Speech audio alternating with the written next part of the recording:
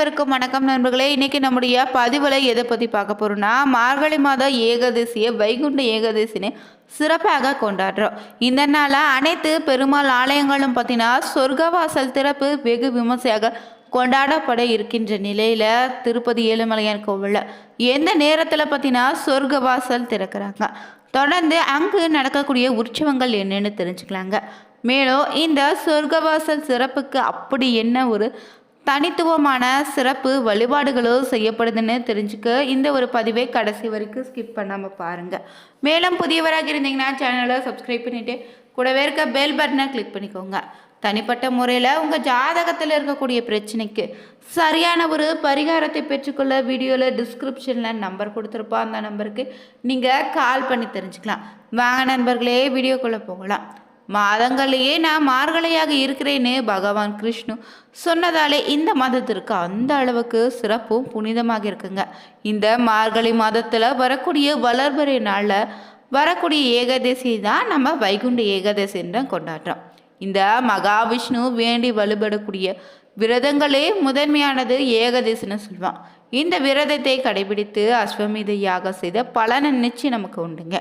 இந்த மார்கழி மாதத்தினுடைய சிறப்பு என்ன, இந்த சொர்க்கவாசல் உருவான கதை என்னன்னு முதல்ல நம்ம தெரிஞ்சுக்கலாங்க. பகவான் விஷ்ணுவனுடைய 108 திவ்ய தேசங்களில் முதல் திவ்ய தேசம்தான் ஸ்ரீரங்கம். தொடங்கி எல்லா பெருமாள் ஆலயங்களையும் நீங்கள் பார்த்தீங்கன்னா நாளை வைகுண்ட ஏகாதசி என்று சொர்க்கவாசல் திறப்பு விழா வெகு விமர்சையாக நடத்துவாங்க.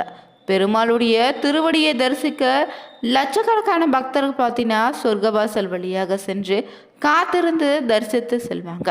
இந்த சொர்க்கவாசல் வழியாக எழுந்தருளக்கூடிய இறைவன் தன்னுடைய பக்தர்களை அந்த வாசல் வழியாக அழைத்து செல்லக்கூடிய அருள் பளிப்பதாகவும் சொல்லப்படுதுங்க.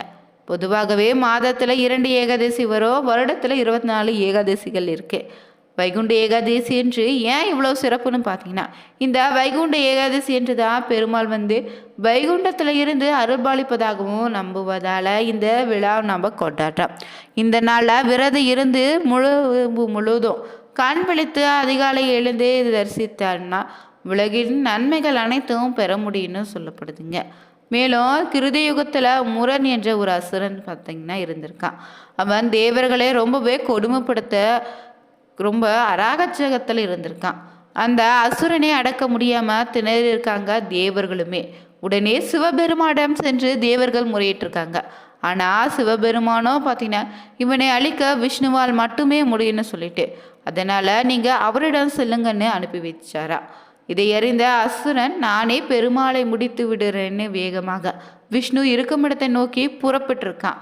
பிறகு என்ன நடந்துன்னு பார்த்தீங்கன்னா, அந்த இடத்திற்கு திருமலை தேடி வந்த முரணும் பள்ளி கொண்டிருந்த திருமலை கொள்ள நினைத்து உடையவனை உருவியிருக்கான்.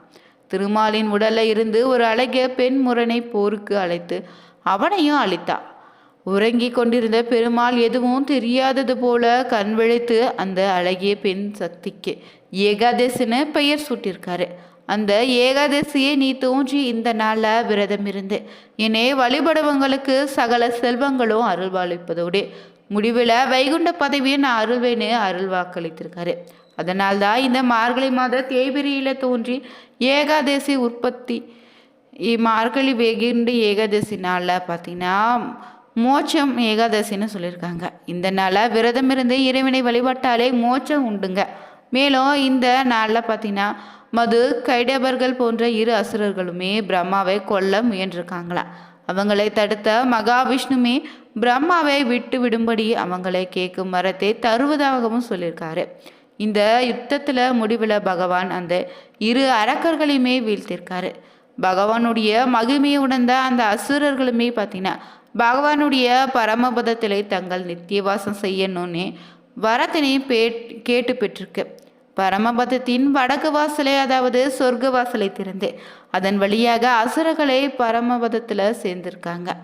பகவானே தங்களை ஆலயங்களில் விக்கிரக வடிவில் பிரதிஷ்டை செய்து மார்கழி மாதம் வளர்பிறை ஏகாதசி என்று எங்களுக்கு செய்த அனுகிரகத்தை வேண்டி அன்று ஆலயத்தில் சொர்க்கவாசல் வழியாக எழுந்தருளக்கூடிய தங்களை தரிசிப்பவங்களுக்கோ தங்களோடு சொர்க்கவாசல் வழியாக வெளியே வருபவங்களோ மோட்சம் அடைய வேண்டுன்னு வரம் கேட்டு பெற்றிருக்காங்க.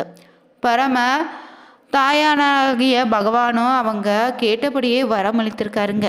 அன்று முதலே இந்த விரதம் மேற்கொள்ளப்பட்டு வருவதாகவும் சொல்லப்படுது. இந்த நாளா சரியாக விரதமிருந்து அதிகாலை திறக்கக்கூடிய சொர்க்கவாசல் வழியே இறைவனை தரிசித்தா சகல புண்ணியமும் உண்டாகும். இறந்த பின்னாடியே சொர்க்கத்துல செல்லலான்னு சொல்லப்படுதுங்க. இதன்படி பார்த்தீங்கன்னா இந்த ஆண்டு 2025ஆம் ஆண்டு முடிந்து 2026ஆம் ஆண்டு வருகின்ற சனிக்கிழமை பார்த்தீங்கன்னா சொர்க்கவாசல் திறக்கக்கூடிய பார்த்தீங்கன்னா அனைத்து பெருமாள் கோவில்களும் சிறப்பாக நடக்கிருக்கு. பெருமாள்னாவே திருப்பதி ஏழுமலையான் தான் பலருடைய நினைவுக்கு வருது.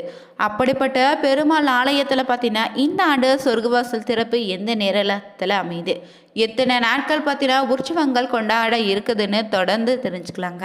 திருப்பதி ஏழுமலையான் கோவிலில் நடைபெறக்கூடிய மிக முக்கியமான உற்சவங்களில் பார்த்தீங்கன்னா இந்த வைகுண்ட ஏகாதசி ஒன்றுங்க. வருகின்ற டிசம்பர் 30ஆம் தேதி நடைபெற இருக்குது.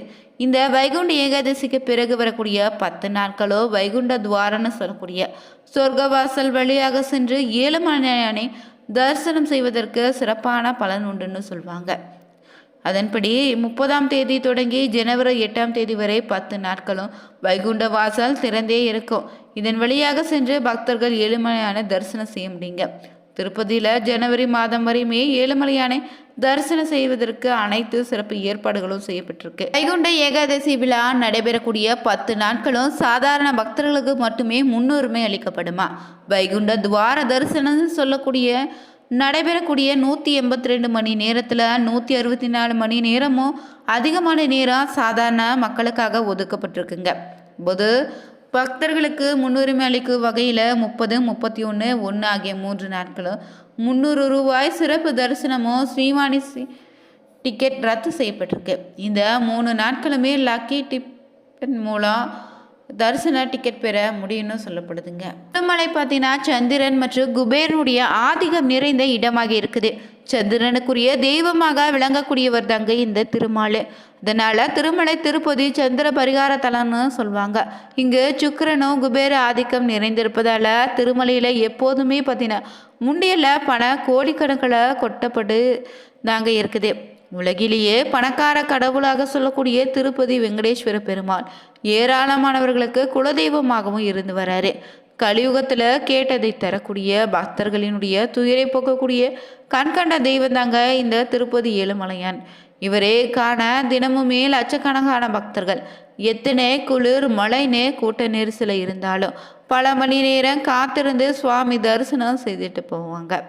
திருமலையில் குவியும் பக்தர்கள் முண்டியில் வசூலாகும் காணிக்கையோ பக்தர்கள் ஏழுமலையான் மீது கொண்டுள்ள பக்தியை சொல்லும் விதத்தில் இருக்குங்க. எத்தனையோ பெருமாள் கோவில்கள் இருந்தாலுமே இன்றுமே திருப்பதி பக்தர்கள் இருப்பதற்கு காரணம் என்னன்னு பார்த்தீங்கன்னா இங்கு நிறைந்திருக்கக்கூடிய அற்புதங்களும் மகிமைகளும் சொல்லலாம். வியக்க வைக்கக்கூடிய ஆச்சரியங்களும் நகர்ந்து வண்ணமே இருக்குது. அவற்றில் திருமலையில் இருக்கக்கூடிய 5 சீனிவாச பெருமாள்கள் பற்றி தான் இந்த பதிவில் தொடர்ந்து நம்ம பார்க்கலாம். திருப்பதி ஏழுமலையான 7 மலைகளும் சொல்லுவான். வெங்கடமலை தான் பார்த்தீங்கன்னா கடன்னா போக்குவது பாவங்களை போக்கக்கூடிய மலைன்னு சொல்லுவாங்க. இங்குள்ள மூலவர் சுயம்பு மூர்த்தியாக தோன்றியவர்னும் திருமேனி அரிய வகை சால கிராமத்தால் ஆனதுன்னு சொல்லுவாங்க. அடுத்ததாக பார்த்தீங்கன்னா சேஷே மலை. இந்த ஸ்ரீனிவாசராக அவதாரம் எடுத்து பூமிக்கு வந்ததால் அவரை தங்குவதற்கு ஆதிசேஷன் மலையாக வந்தார்னோ அவராலே இந்த பெயர் பெற்றதுன்னு சொல்லுவாங்க. அடுத்ததாக வேதமலைங்க. 4 வேதங்களோ இங்கு மலை வடிவில் இருக்கும் எம்பெருமானை வழிபட்ட காரணத்தால் இந்த மலைக்கு இந்த பெயர் ஏற்பட்டிருக்கு. அடுத்ததாக கருடமலை. பெருமாளை வணங்குவதற்காக வந்த கருடாழ்வார் வைகுண்டத்திலிருந்து எடுத்து வந்த மலை என்பதால கருடாத்திரின்னு சொல்லுவாங்க. அடுத்ததாக பார்த்தீங்கன்னா விஸ்வரூப மலை. ரிஷப மலைன்னு சொல்லக்கூடிய அசுரனுக்கு இந்த இடத்துல திருமால் மோட்சம் அளித்ததால இதற்கு இந்த பேருங்க. அடுத்ததாக பார்த்தீங்கன்னா அஞ்சனமலை. ஆஞ்சநேயருடைய தாயான அஞ்சனை குழந்தை பாக்கியம் வேண்டி திருமாலையில் இருக்கக்கூடிய ஆதிவராக பெருமனை நோக்கி தவம் இருந்தா. இதனை பலனாக ஆஞ்சநேயர் பெற்றதால இந்த மலைக்கு அஞ்சனமலைன்னு சொல்லுவாங்க. ஆனந்தமலை பார்த்தீங்கன்னா ஆதிசேஷனுக்கு வாயு தேவனுக்கு ஏற்பட்ட பிரச்சனையை நடுவராக இருந்து திருமால் தீர்த்து வைத்த தலம் என்பதால இது ஆனந்த நிலைன்னு சொல்லப்படுதுங்க. திருமலை திருப்பதியில 5 சீனிவாச பெருமாள்கள் வீற்றிருந்து அருள்பாலிக்கிறாங்க. தவறாம அருகில் இருக்கக்கூடிய பெருமாள் ஆலயத்திற்கு சென்று சொர்க்கவாசலை தரிசி பெருமாளை மனதார தரிசித்து வேண்டுதல் வைத்தாலே நிச்சயம் நிறைவேறுங்க. இந்த வீடியோ பிடிச்சிருந்தா ஓம் நமோ நாராயண எனும் பதிவை மறக்காம கமெண்ட் பாக்ஸில் பதிவிடுங்க. மேலும் புதியவராக இருந்தீங்கன்னா உற்சாக நியூஸ் சேனலை சப்ஸ்கிரைப் பண்ணிட்டு கூடவே இருக்க பெல் பட்டனை கிளிக் பண்ணிக்கோங்க. அனைவருக்கும் நன்றி நண்பர்களே.